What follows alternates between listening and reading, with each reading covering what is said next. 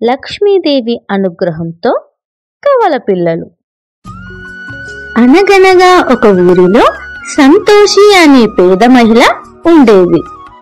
ఆమె భర్త రాఘవయ్య. అతను ఒక పేద రైతు. ఇద్దరూ పొలం పనులు చేస్తూ వచ్చిన డబ్బుతో జీవనం సాగిస్తారు.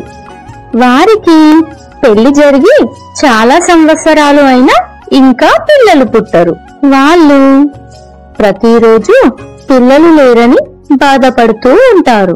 ఒకరోజు సంతోషి లక్ష్మీదేవి ఫోటో చూస్తూ ఇలా అంటుంది, అమ్మా తల్లి లక్ష్మీమాత, ఇలాంటి జీవితం ఎందుకిచ్చావు తల్లి? పిల్లలు లేని ఈ బ్రతుకు ఎన్నాళ్ళు తల్లి? చుట్టుప్రక్కన వాళ్ళు బంధువులు కాకుల్లాగా పొడుచుకొని తింటున్నారు. నేను నీకు అమ్మా అని పిలిచినప్పుడు నాకు కూడా అమ్మా అని పిలిపించుకోవాలని ఉంటుంది కదా తల్లి. నా కోరిక నెరవేర్చి ఒక బిడ్డను ప్రసాదించు తల్లి. కటిక పేదరికాన్నైనా భరించగలుగుతాను, కాని పిల్లలు లేని ఈ జీవితాన్ని భరించలేకపోతున్నాను తల్లి. అష్టలక్ష్మిలని పిలుస్తారు కదా తల్లి నిన్ను.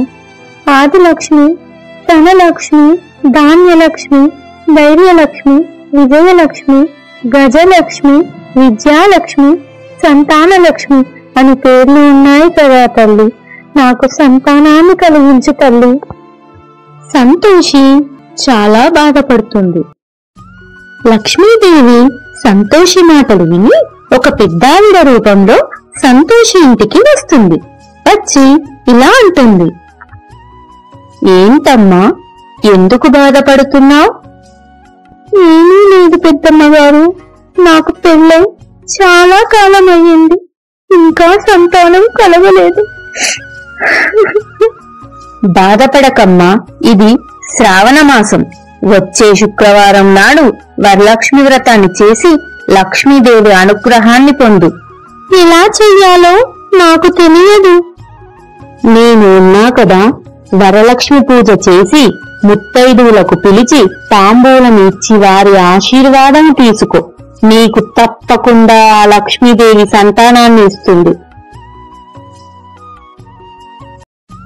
పెద్దమ్మ, నేను చాలా పేదరాలిని.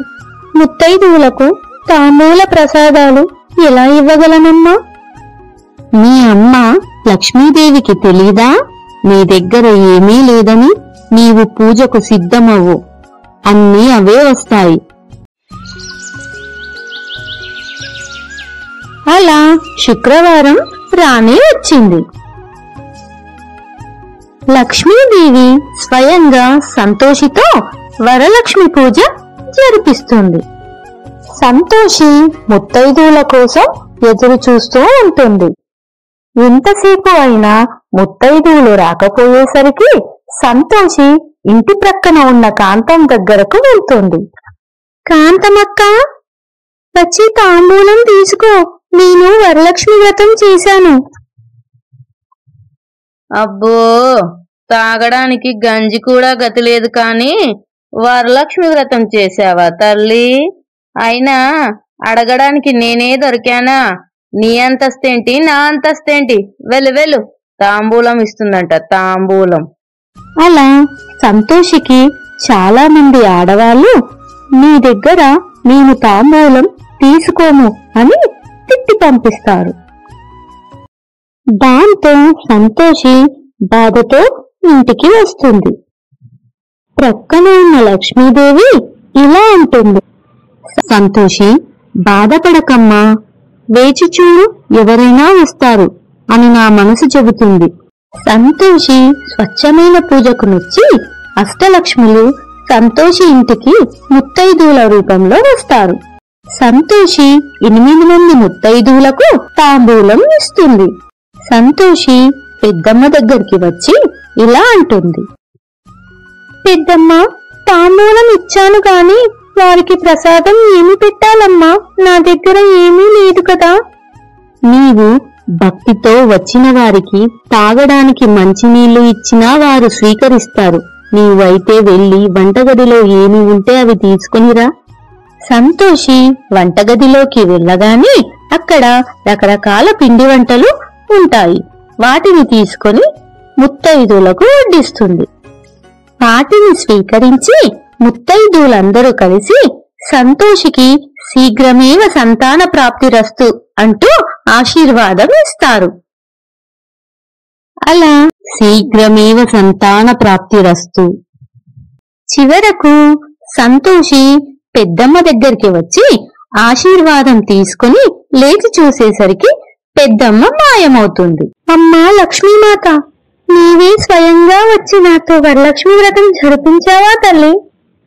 చాలా సంతోషం అమ్మా, నాకు తప్పకుండా పిల్లలు కలుగుతారు. జై లక్ష్మీమాత. తర్వాత కొన్ని రోజులకు లక్ష్మీదేవి అనుగ్రహం వల్ల సంతోషి పండంటి కవల పిల్లలకు జన్మనిస్తుంది. మీకు ఈ వీడియోలో ఏ సన్నివేశం నచ్చిందో కమెంట్ చెయ్యండి, లైక్ చెయ్యండి, షేర్ చెయ్యండి.